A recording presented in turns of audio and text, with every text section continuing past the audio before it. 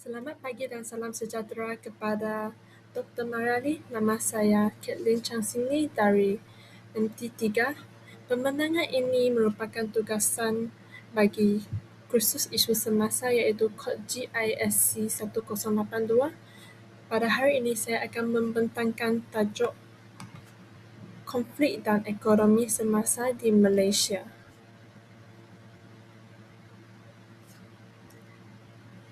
Dalam pembentangan ini, saya akan menerangkan beberapa isi-isi penting iaitu pengenalan, kesan, langkah, penutup dan rujukan saya.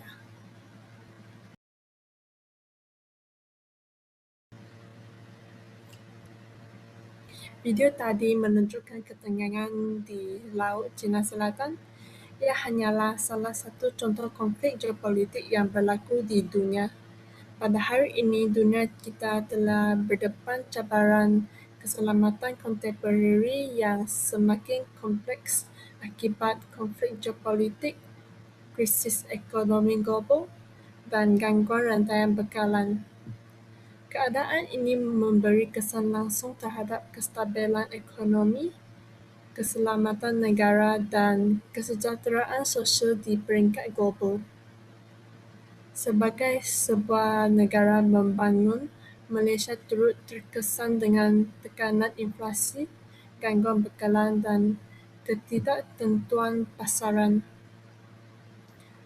Tujuan pemenangan ini adalah untuk menganalisis kesan isu-isu tersebut terhadap ekonomi dan pendidikan di Malaysia serta mencanangkan strategi berkesan untuk kesejahteraan masyarakat. Sebelum saya menerangkan kesan-kesan konflik terhadap negara dan pendidikan, kita akan lihat dahulu satu situasi konflik yang benar-benar berlaku berhampiran Malaysia. Banyak isu sekarang ni makin panas bila tentera Laut Cina dengan selamba masuk perairan negara lain. Dorang tak takut langsung sebab dia tahu dia negara besar dan kuat.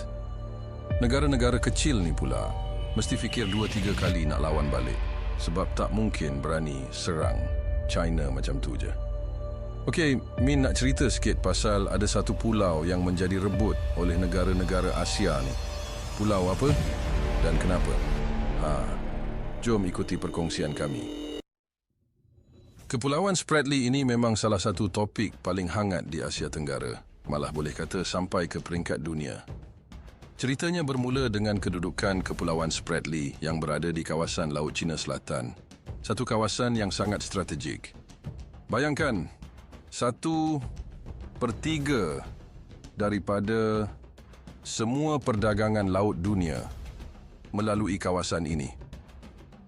Jadi tak hairanlah kalau negara-negara seperti China, Taiwan, Vietnam, Filipina, Malaysia dan Brunei berlumba-lumba nak tuntut hak ke atas pulau-pulau kecil di situ.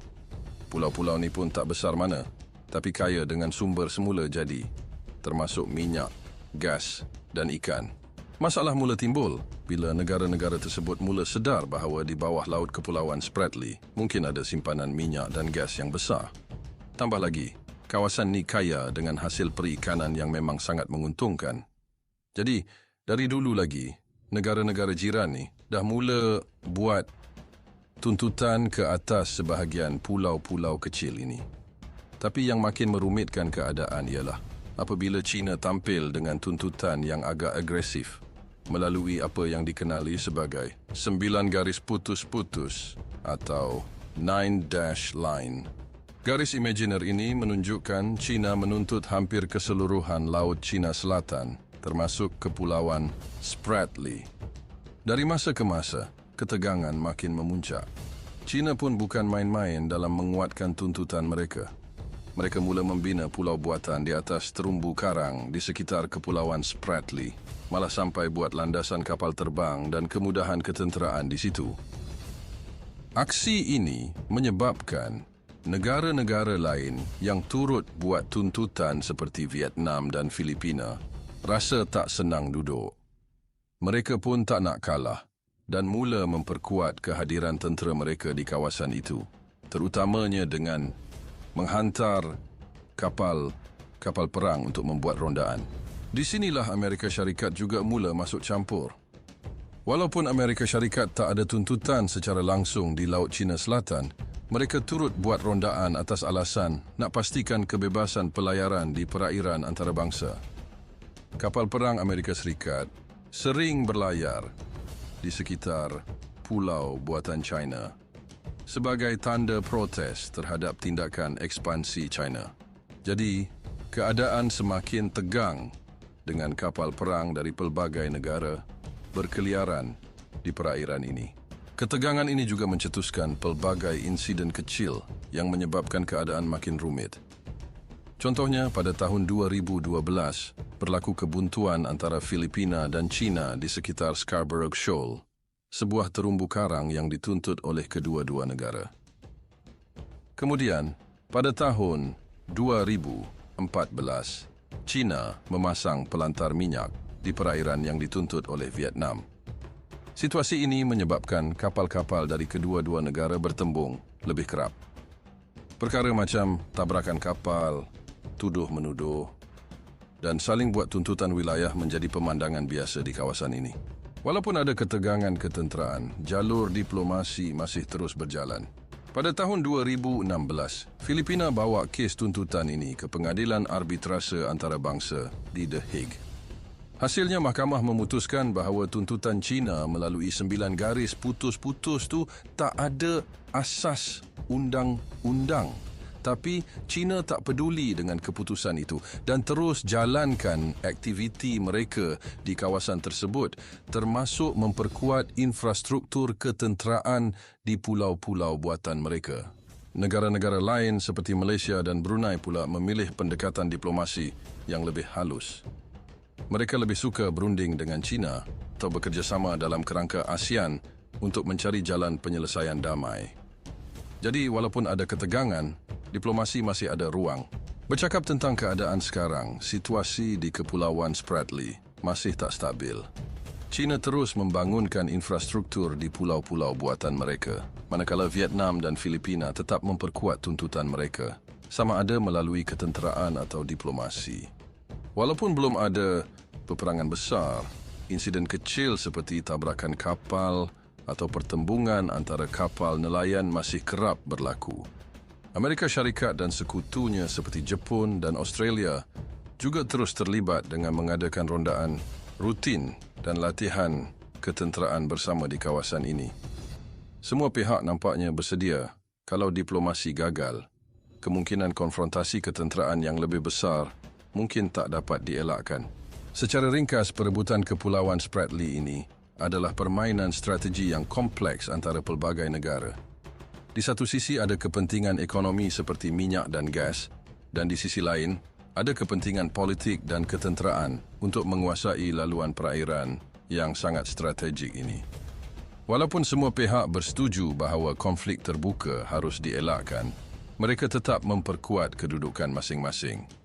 Siapa yang akhirnya akan memegang kuasa ke atas Kepulauan Spratly masih menjadi tanda tanya. Tapi yang pasti, tak ada siapa pun yang mahu menyerahkan wilayah ini tanpa pertarungan. Kau rasa kita dah bersedia ke kalau tiba-tiba Perang Dunia Ketiga meletus?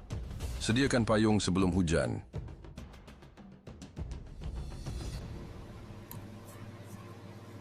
Selain daripada konflik Pulau Spratly, pertikaian yang berlaku baru-baru ini adalah konflik Ukraine-Rusia yang mula tercetus pada tahun 2014 dan memuncak dengan pencerobohan berskala penuh pada tahun 2022.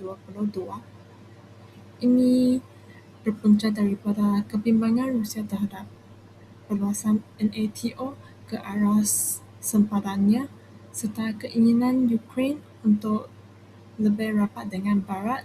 Selain itu, faktor sejarah, identiti etnik di wilayah timur Ukraine, dan kepentingan geopolitik serta ekonomi seperti laluan gas turut memperburuk ketegangan.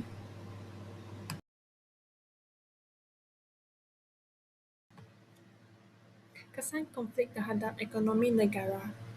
Pertama ialah ancaman kepada sumber ekonomi strategik Sebagai contoh, pentindahan tuntutan di Laut Cina Selatan melibatkan kawasan yang kaya dengan minyak dan gas.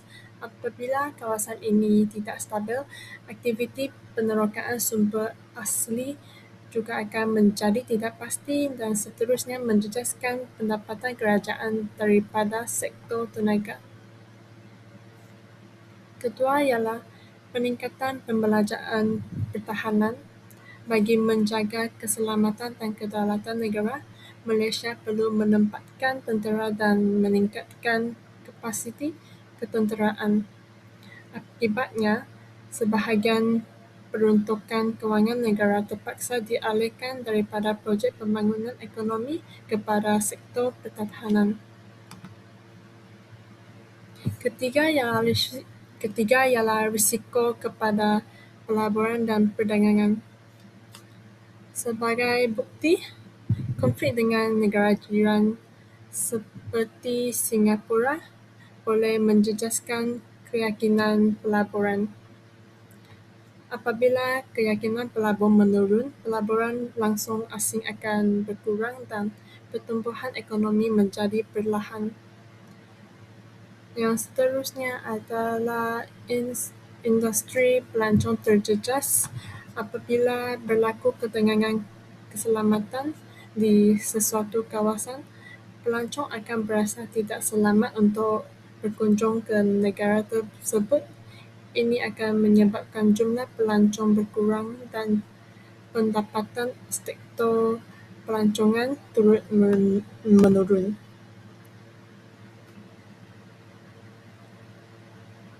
Konflik juga akan memberi kesan kepada pendidikan negara. Sebagai contoh, peruntukan pendidikan berkurang kerana kerajaan akan perlu meningkatkan perbelanjaan pertahanan. Akibatnya, pembinaan sekolah dan penyediaan kemudahan pembelajaran terjejas. Kedua, kualiti pendidikan turut terjejas. Keutamaan kerajaan beralih kepada isu keselamatan negara menyebabkan latihan guru dan bahan pengajaran tidak dapat dipertingkatkan. Selain itu, kesejahteraan pelajar turut terjejas akibat tekanan ekonomi dan sosial. Tumpuan dan motivasi pelajar menurun lalu memberi kesan kepada penyampaian akademik. Akhir sekali ialah peluang beasiswa dan bantuan pelajar berkurang. Hal ini kerana kerajaan perlu menanggung kos urusan antarabangsa yang tinggi. Ini menyebabkan akses pendidikan menjadi tidak seimbang.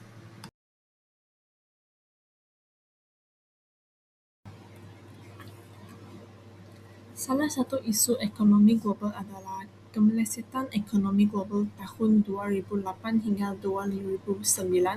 Pada pertengahan 2007, kadar faedah pinjaman diturun dan syarat kredit dilonggar di Amerika Syarikat yang menyebabkan berlakunya lebihan pinjaman berisiko tinggi.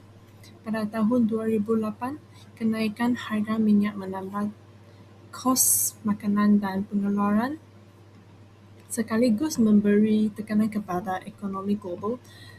Oleh sebab itu, bank utama mengalami bankruptsi dan kemelesetan ekonomi global. Krisis paling serius berlaku di Amerika Syarikat, Iceland, United Kingdom dan Jepun. Sebagai contoh, bank di Iceland bergantung kepada hutang luar dan hampir bankrupt tanpa campur tangan kerajaan. Seterusnya, inflasi global mencapai paras tertinggi pada Februari 2008 akibat kelebihan penawaran kewangan, kegagalan pertanian dan faktor lain. Krisis tersebut mengakibatkan perdagangan luar di Malaysia menurun. Selain itu, kadar pengangguran meningkat. Akhirnya, pasaran saham tempatan juga mengalami kerugian.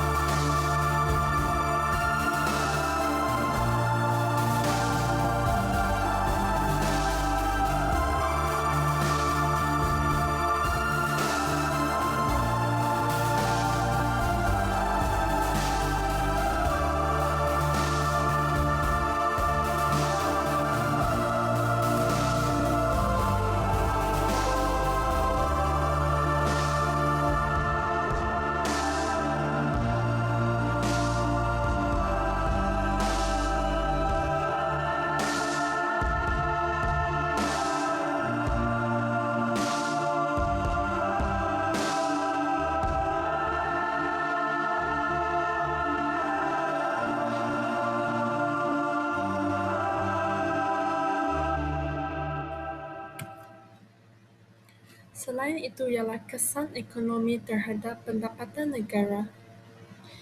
Pertama ialah peralihan sumber pendapatan negara. Malaysia telah beralih daripada sektor pertanian kepada sektor petroleum, pembuatan dan perkhidmatan moden. Perubahan ini telah membantu memperbagaikan sumber hasil negara dan mengurangkan kebergantungan kepada satu produk sahaja. Kedua ialah peningkatan keluaran dalam negara kasar iaitu KDNK dan kekayaan rakyat. Nasihat makro yang kondusif memacu pertumbuhan ekonomi sehingga 8.5% setahun yang secara langsung menggandakan pendapatan per kapita. Pesannya ialah mengukuhkan kedudukan kewangan negara dan meningkatkan taraf hidup rakyat. Ketiga ialah kesan krisis kewangan global. Sebagai bukti, ketidaktentuan ekonomi dunia menyebabkan pertumbuhan merosot ke tahap negatif. Akibatnya, menurunkan nilai mata wang yang mengecilkan rizal kewangan negara. Akhir sekali, pemulihan melalui suntikan dana kerajaan. Sebagai contoh, kerajaan melaksanakan intervensi melalui pakej rangsangan ekonomi untuk merangsang semula aktiviti ekonomi domestik. Hal ini memulihkan semula pertumbuhan KDNK ke tahap positif dan memperkukuh daya saing negara. Kesan ekonomi juga memberi kesan terhadap pendidikan negara. Salah satu kesan adalah peningkatan peruntukan belanjawan. Sektor pendidikan menjadi tumpuan utama dengan peruntukan sebanyak RM37 Malaysia bilion pada tahun 2012. Kesannya, memastikan kelangsungan pembangunan modal insan untuk menyokong ekonomi berasas pengetahuan. Dan seterusnya, pembangunan modal insan berkualiti. Ekonomi beralih kepada aktiviti berintensifkan pengetahuan, inovasi dan teknologi. Jadi, tenaga kerja berkemahiran tinggi dan yang kritikal telah dilahirkan untuk mencapai status negara berpendapatan tinggi. Bukan itu sahaja, transformasi pendidikan TVNT juga dimunculkan. Kerajaan memperkukuhkan kurikulum TVET yang diterajui oleh industri bagi memenuhi permintaan pasaran kerja. Hal ini meningkatkan kebolehan pasaran graduan dalam bidang teknikal dan konvensional. Akhir sekali, penyediaan bahan pendidikan yang lebih baik. Peningkatan hasil negara boleh kerajaan menyediakan buku teks percuma melalui skrim pinjaman buku teks SPBT dan alat bantuan mengajar yang lebih canggih. Hal ini mengurangkan beban kewangan ibu bapa dan meningkatkan kualiti pembelajaran pelajar di sekolah.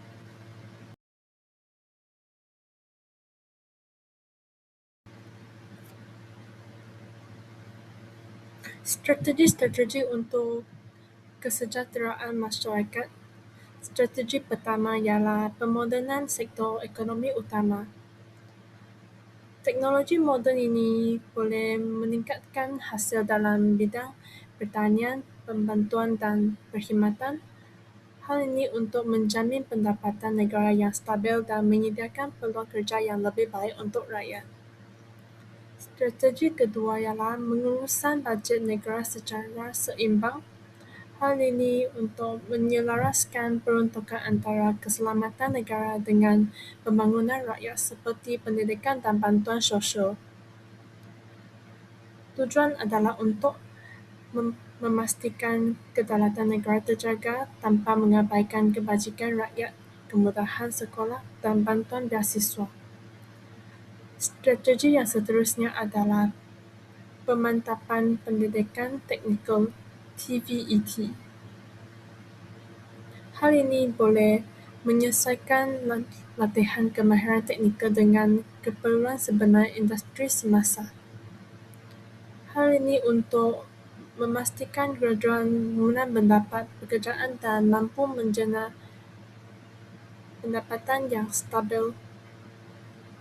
Strategi yang terakhir, kelestarian bantuan pendidikan bersasar.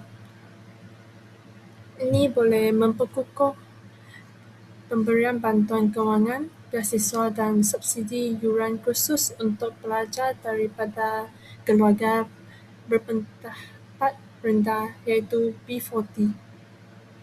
Tujuan ini adalah untuk menjamin kelangsungan pendidikan pelajar agar tidak tercicir akibat kekayangan ekonomi sekaligus memutus rantaian kemiskinan negara.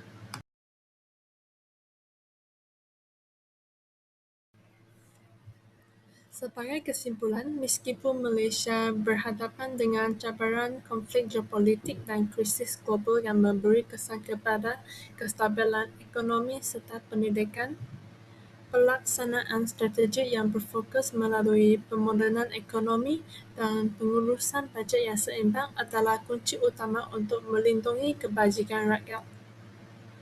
Pemerkasaan bidang TVET serta bantuan pendidikan bersasar memastikan modal insan negara kekal kompetitif dan tidak tercicir walaupun dalam keadaan ekonomi yang mencabar. Secara keseluruhannya, gabungan antara tindakan pemulihan ekonomi yang mampan dan akses pendidikan yang inklusif akan menjadi kesejahteraan masyarakat serta kestabilan masa depan negara. Yang ini adalah rujukan-rujukan yang saya guna dalam pembenangan ini.